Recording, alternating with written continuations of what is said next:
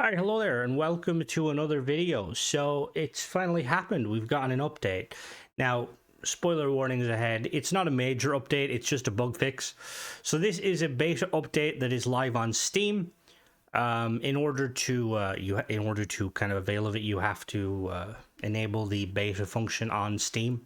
So that means usually you should see it on the main, main stage. Not main stage, but like you should see it on Xbox and PC Game Pass probably 2 weeks. Anyway, so yeah, so let's check out Starfield update 1.15.214. So Starfield's latest update features additional support for creations as well as numerous fixes for quests, vehicles, UI, and Shattered Space DLC. Read on for the full notes. This just kind of explains how you can get into the beta. So features. Added very low display settings to improve performance on some devices, so that's quite good. That's basically allowing people who have PCs that may not be up to spec to basically play Starfield, which is, always nice to see. Creation Kit added the ability for creators to add new icons to the game. That's quite a big one for modders. So previously, it was quite difficult for mod authors to add icons in games, like let's say like gun icons, like weapon icons, spacesuit icons, stuff like that. Basically the things that show up on the hood. Previously, there's only been a few modders that can do that. So now I believe it's going to make it easier for mod authors. Creation Store now supports bundling creations. This is another big one for creations. This basically means that verified creations can now be bundled. What does that mean? So I'm guessing anyone who's a verified creator, if they have multiple items, they can bundle them together, probably for a discounted price. It's going to be interesting, although it's going to probably be a little bit worrisome because there's a lot of mod authors out there. There's a few of them there that have quite a few mods, and if they were to bundle them all, even at a discounted price, we could be looking at paid mods that will go over the current price height, which is around a tenner, so €10. It's like 1,000 points. And then Creation Kit creations up to 2 gigabytes can now be uploaded. So originally the max file size for a creation was 1 gigabyte, which means that if you wanted to basically make a mod and it went over that, you would have to have an extra mod as a kind of a patch. So this is quite big. Honestly,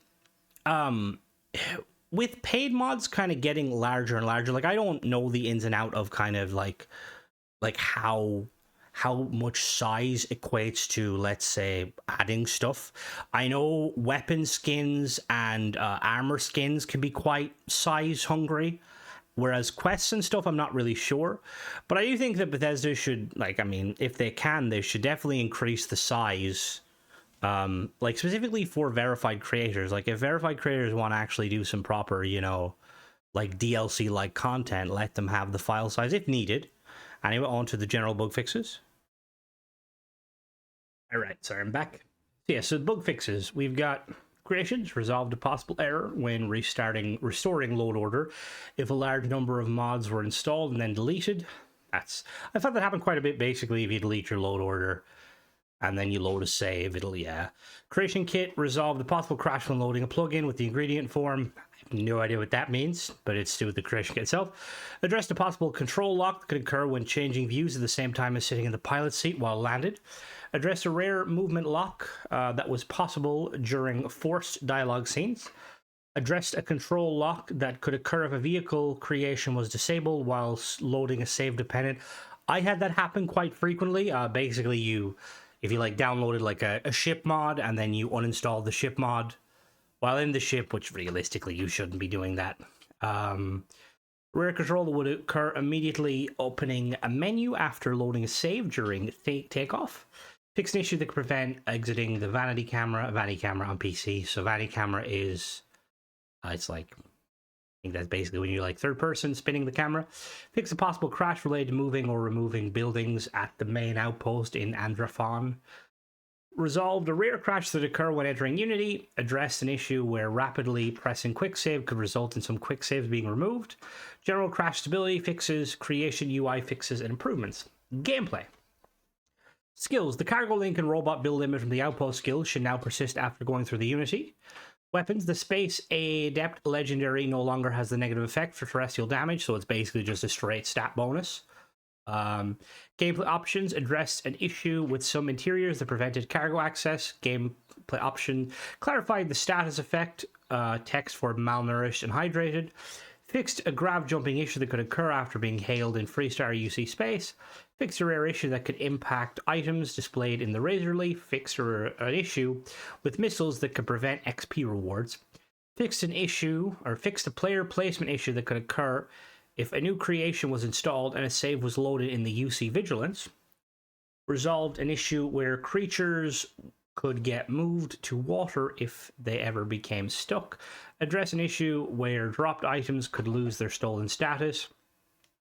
At Hell's Gate, which is the Doom mod, the Crucible Blade no longer damages ships in orbit when used inside a ship. What the hell? How did the Doom... Of course the Doom weapon somehow destroys ships. Okay. The Crucible Blade audio will now play correctly after loading a save or fast traveling. The bounty board in the Trackers Alliance now has corrected audio interaction. Graphics. Updated resolution to include 32:9 and 32:10. I believe 32:9 is widescreen, I think. As well as 16:9, 60:10, 21:9 resolution. Performance. Resolved an issue that could cause frame rate drop. Frame rate to drop when opening the scanner on long play session. This is a huge one. This was a huge issue where basically if you had a save and you'd explored it quite a bit, you pull up the scanner, be it on Xbox or PC, and your FPS would just tank. Celestial bodies now remain visible in the sky after entering and exiting an interior. Quest mods. All that money can buy fixed a rare issue that caused the trade tower elevator to be inoperable. In Memoriam, address an issue where completing Hell's Gate with Sarah could prevent completion of the quest. Perfect recipe. Shonda will now recover if she's down while collecting ash to meat. Starjacker. Adjusted dialogue options that appear for character playing after entering the Unity. Top of the list, resolved a control lock that could occur after selling survey data to Phil Hill. Didn't really Phil Hill. Trackers Alliance reserved an issue where bounty scanner quests could time out. Trackers Alliance fixed a rare issue where either killing or stunning the target would not complete the bounty. That's a big one too. Sometimes if you stun them, it wouldn't count. Worlds Apart fixed an issue that allowed the player to leave the planet too quickly after exiting the temple. Locations. Mannequins will now persist as intended in the New Atlantis penthouse. Players should now be able to modify the shelves and cabinets in the core manor in Aquila City. Resolved an issue that could prevent scanning some flora at Hell's Gate. The Plasma Research Facility now shows up on the surface map. Fixed a visible opening in the deserted biotics lab. Vent hazards are now displaying correctly on Jemison. Shipbuilder, and no, there's no ship parts, just spoiler. Resolved an issue with the ship upgrade menu where only one module is available for upgrade. Shipbuilder addressed a selection issue when using large fonts. Ship decoration updated the names of empty ship modules. All buttons now work in the vehicle builder menu with large fonts enabled. Localization. Text for the dehydrated debuff is no longer cut off in Spanish and Polish when large fonts enabled. Localization, the bounty boards in the Trackers Alliance HQ are now localized consistently. Localization strings for both hydrated and dehydrated effects regarding sneak attacks are fully localized. Vehicle. A keyboard binding is now available for the boost button on PC. A marker for the vehicle will now show up in the player's compass.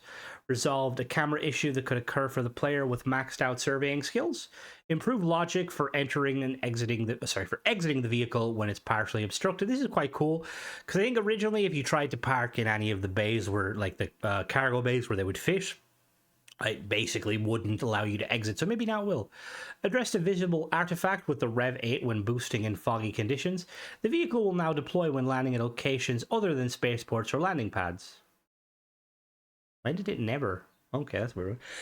We've got some Shattered Space updates. Varun Outpost modules are now available to players after entering the Unity. Skills. Killing enemies inside gravity bubbles on Dazra will now count towards gymnastics. Addressing the issue with the buttons on the lift in the morning. Addressed an issue with the buttons on the lift of the morning level in Dazra. Weapons. The Penumbra now deals bonus headshot damage. Performance. Address an issue that could cause slight stutter in the well and outside. Hallelujah! No more stuttering in the well. And outside Dazra, the Varun Shimaz no longer pixelated in the data menu. Fix the lens flare within the Citadel and Dazra. Zealot's Overreach adjusted Mirek's dialogue option to account for players that have been through the Unity. Zealous Overreach resolved issue that could occur if the player clears Shadow Station Epsilon prior to speaking to Ekris. So a lot of bug fixes here. Nothing really like new. The one thing I will say is I've seen some stuff on the Discord, linking the Discord link in my bio, Starfield Anonymous. We've got some confirmation that the game seems to be running a lot smoother. The fact that they've added like very low display settings means that they basically have been working on kind of making the performance better. A lot of people are going to see this as we get our first update and what? Nothing. And I tell you that this is a prelude to an actual expansion or update. So we're like about a month away from the Bethesda, or not the Bethesda, for the Xbox kind of showcase, like kind of the E3. And this will probably be going live in 14 days. So this will probably go live around the 20th of May. So just in time for like an update, like an actual expansion or like a DLC. With Oblivion, I'm going to put money on the fact that anything Bethesda show about Starfield will probably go live on the day. All in all, some nice improvements. We're finally getting something, Starfield's looking good. Finally, well, looking better. But yeah, short little video. Just wanted to get this out for you guys. Yeah, let me know. Are you still there? Are you still playing Starfield? If so, are you excited? Obviously, we know very little about what's to come, but I will pose the question to you guys. What's something you would like to see in a new update or expansion? Yeah. Have a good one, guys. Catch you in the next one. Bye-bye.